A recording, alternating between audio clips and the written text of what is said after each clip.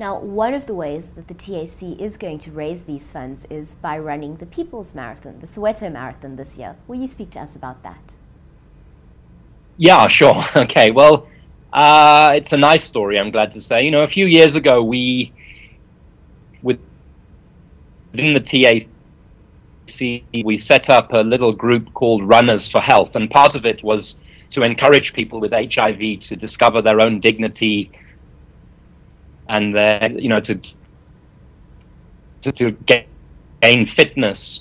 So we started this little running group, and actually the first big race that we did was the Soweto Marathon in 2012, and in 2013 we went on, I led a group of people living with HIV through the Comrades Marathon, which we all finished, a group of about 10 people in 11 hours, just under 11 hours. So, you know, to start this campaign, the messages we do want to emphasize are not just messages of despair. We wanted to make this campaign for money a positive campaign, and a campaign that also assists HIV prevention and destigmatization. So the Soweto Marathon kicks off at 6 o'clock on Sunday morning, and we have a group of people who live with HIV and people who don't have HIV who'll be running in what marathoniers call a bus together, which is where we just group together, run together, sing while we're running, encourage each other, encourage other people, and we will be doing that as a sponsored run, calling on people to support us financially on that run.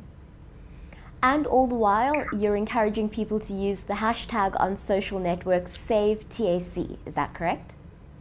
That's correct, yes. And we'll be encouraging people to use that hashtag and watch what happens on it throughout the month, because the Soweto Marathon is what kicks off our campaign, but you know, we've been overwhelmed by the positive response that we've got, and we have I believe some of the heroes of the 20th and 21st century who will be giving messages in support of the TAC in coming weeks. I don't want to tell you now because we want to keep a little bit of a surprise, but certainly you know, figures of unblemished moral and political stature will be saying to people around the world, let's keep the response to HIV going through the TAC and other organizations. But we do know that Madame Graça Machel may be one of them. You're quite right about that. Yes, I mean, I had a meeting with Madame Graça Machel a week or so ago.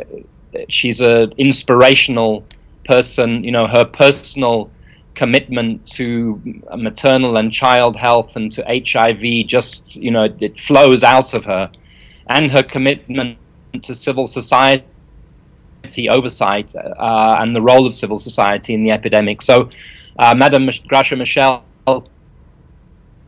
has made us a promise, even though she arrives back from Addis Ababa the day before, that she will be at the end of the Soweto Marathon to meet our runners, but that she will also give other messages during the course of the month, and that she wants to be seen to be part of the fight back, if you like, to keep a focus on HIV. Well, here at News 24, we can hardly imagine a South Africa without the Treatment Action Campaign. So how can our viewers really get involved by donating in their personal capacities?